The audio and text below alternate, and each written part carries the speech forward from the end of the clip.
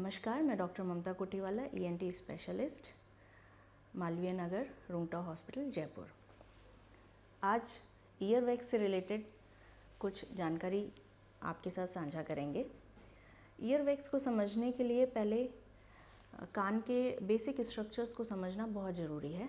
जैसे कि ईयर को 3 पार्ट्स में डिवाइड करा है। ये आउटर ईयर है, पर्दे से अंदर का मिडिल ईयर है और उसके अंदर का इनर ईयर है। तो ईयरवैक्स जो होता है ये आउटर ईयर की समस्या है। ईयरवैक्स बहुत ही नॉर्मल चीज़ है। ये इसको स्यूरामेन भी कहा जाता है बिकॉज हमारे आउटर ईयर कैनाल में स्यूरामेनस ग्लैंड्स होते हैं जो इसको प्रोड्यूस करते हैं, इसलिए ईयरवैक्स बिल्डअप होता है। ये पर्सन टू पर्सन वेरी होता है, किसी में ज़्यादा होता है, किसी में कम बनता है। ऑन द डेली बेसिस ये बनता रहता है और इसकी क्लीनिंग भी होती है।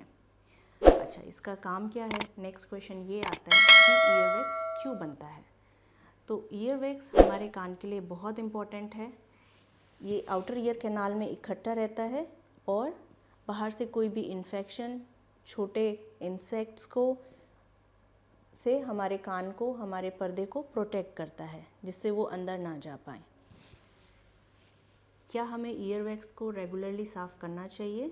तो इसका आंसर है बिल्कुल नहीं, क्योंकि जिस तरीके से ईयरवैक्स बनता है ये नेचुरली क्लीन होता है फ्रॉम इनसाइड टू आउटसाइड। ये ट्रैवल करता है अंदर से बाहर की तरफ, ये अपने आप ही बाहर आता है और सफाई करता है। तो जब भी हम इसको बाहर से क्लीन करते हैं तो इसके रास्ते में हम रुकावट पैदा करते हैं और ये एक ही जगह इकट्ठा होके वहीं पे रुक जाता है बजाय कि बाहर आने के। जब नहाते समय यूजुअली हम एक चीज़ नोटिस करते हैं कि आउटर ईयर कैनाल में एक येलोइश कुछ फ्लूइड आया है, वो ईयरवैक्स होता है नॉर्मल, और हमें उसे क्लीन करना चाहिए। हमें कभी भी अंदर से ईयरवैक्स नहीं साफ़ करना चाहिए। ईयरबड साफ़ करने के लिए पेशेंट्स बहुत कॉमनली पूछते हैं कि मैं ईयरबड यूज़ कर सकता हूँ? नहीं। तो इसका एक इम्पॉर्टेंट रीज़न है जो मैं अपने हर पेशेंट को समझाती हूँ कि ईयरबड का सिरा इतना मोटा होता है कि जब आप उसको साफ़ करते हैं तो ईयरवैक्स अंदर की तरफ चला जाता है, बजाय कि वो बाहर आने की वो और अंदर चला जाता है और पर्दे पे चिपक जाता है। तो इससे एक सीवियर पेन होता है, कान अचानक से बंद हो जाता है और जब इसको साफ़ किया जाता है तो वो और दिक्कत करता है। तो इसीलिए हमें कान को कभी भी earbud, safety pin, keys, nails और विभिन्न प्रकार टूथपिक्स, ये सारी चीज़ें यूज़ करके साफ़ नहीं करना चाहिए। ये एक नुकसान करते हैं, इन्फेक्शन का कारण करते हैं, फंगल इन्फेक्शन मोस्ट कॉमन करते हैं और कई बार पर्दे में चोट करते हैं। पर्दे में चोट कई बार परमानेंट हो जाती है, पर्दे में छेद परमानेंट होता है और कई बार ये कान की जो हड्डियाँ होती हैं उनको भी हिला के हमें हियरिंग लॉस पैदा करते हैं। इसलिए कभी भी कान को साफ़ नहीं करना चाहिए। इसके बाद आता है कि बच्चे कैसे बताएंगे कि ईयरवैक्स की प्रॉब्लम है। तो छोटे बच्चे जो बोल नहीं पाते हैं वो बार बार कान को हाथ लगाते हैं, तो वो एक इंडिकेशन होता है कि उनके कान में ईयरवैक्स जमा हो गया है। तब हमें विज़िट करना चाहिए ईएनटी स्पेशलिस्ट को। इसके अलावा हमें कभी भी ईयरवैक्स साफ़ नहीं करना चाहिए, बड़ों में भी और अपने बच्चों में भी। एक आजकल बहुत कॉमन हो गया है ईयर कैंडलिंग, कॉमन टर्म यूज़ हो रहा है और इसको बहुत यूज़ कर रहे हैं कान साफ़ करने के लिए। ये सेफ़ नहीं है, ये कहीं भी प्रूव नहीं है कि ये डेंजरस नहीं है, तो हमें इसको अवॉइड करना चाहिए। अच्छा, कई बार पेशेंट्स का बहुत कॉमन क्वेश्चन होता है कि क्योंकि वो बार बार ईएनटी विजिट्स के से परेशान हो जाते हैं, क्योंकि कुछ पेशेंट्स में ईयरवैक्स बहुत ज़्यादा बनता है तो हर 2 से 3 महीने में उनको साफ़ कराने आना पड़ता है, माने कि साल में 3-4 बार, और कुछ पेशेंट्स को उम्र भर ज़रूरत नहीं पड़ती है। तो उनका क्वेश्चन होता है कि हम ऐसा क्या करें कि हमारे ईयरवैक्स कम बने। तो ऐसा कुछ भी चीज़ नहीं है जिसकी वजह से हम ये करें कि ईयरवैक्स कम बन सकता है, या फिर हम पहले से ही कोई ड्रॉप्स बराबर डालते रहें कि ईयरवैक्स कम बने।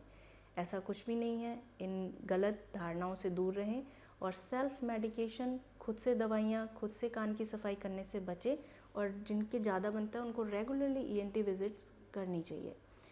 कुछ चीज़ें हैं जिनकी वजह से हम ईयरवैक्स को कंट्रोल कर सकते हैं, जैसे कि हमें हेल्दी फूड लेना चाहिए, फ्रेश फ्रूट्स लेने चाहिए, वेजिटेबल्स लेने चाहिए, सीजनल्स लेने चाहिए, होल ग्रेन्स लेने चाहिए, पैक्ड एंड प्रोसेस्ड फूड कम से कम लेने चाहिए। ओमेगा 3 रिच फूड्स लेने चाहिए। इससे हमारा जो वैक्स है और जो कैनाल है ये बहुत हेल्दी होता है और ये कम बनता है, इससे इसकी समस्या भी कम रहेगी। अच्छा, फाइनल क्वेश्चंस है कि हमें कब एक ईएनटी स्पेशलिस्ट के पास आना चाहिए कि ईयर वैक्स है या हमें कैसे पता चलेगा। तो जब भी कान में अचानक से दर्द हो, सुनाई देना कम हो जाए, या आपने कान साफ़ करा और उसके बाद अचानक से सुनाई देना बंद हो गया, कान में ब्लीडिंग या पीला कुछ लिक्विड बाहर आ रहा है, या फिर कान में झंझनाहट या सीटी जैसी, झिंगुर जैसी आवाज़ जिसको रिंगिंग सेंसेशन बोलते हैं वो अचानक से आ रही है, तब हमें तुरंत ईएनटी स्पेशलिस्ट के पास विज़िट करना चाहिए। काफ़ी सारे तरीके होते हैं जिनसे हम ईयर वैक्स को क्लीन करते हैं। पहले हम ड्रॉप सजेस्ट करते हैं, फिर उसके बाद सिरिंजिंग या सक्शनिंग करके प्रोसीजर्स होते हैं, उनसे सेफली ईयर वैक्स को रिमूव करते हैं। क्योंकि as an ENT specialist we know the anatomy of ear, तो कम से कम कान को नुकसान पहुंचाने के साथ ही हम ईयर वैक्स से बेटर तरीके से डील कर सकते हैं। तो नेक्स्ट टाइम आप ईयर वैक्स या इससे जुड़ी संबंधित किसी भी समस्या से जूझ रहे हों तो तुरंत अपने ईएनटी स्पेशलिस्ट को दिखा सकते हैं रुंगटा हॉस्पिटल, मालवीय नगर में।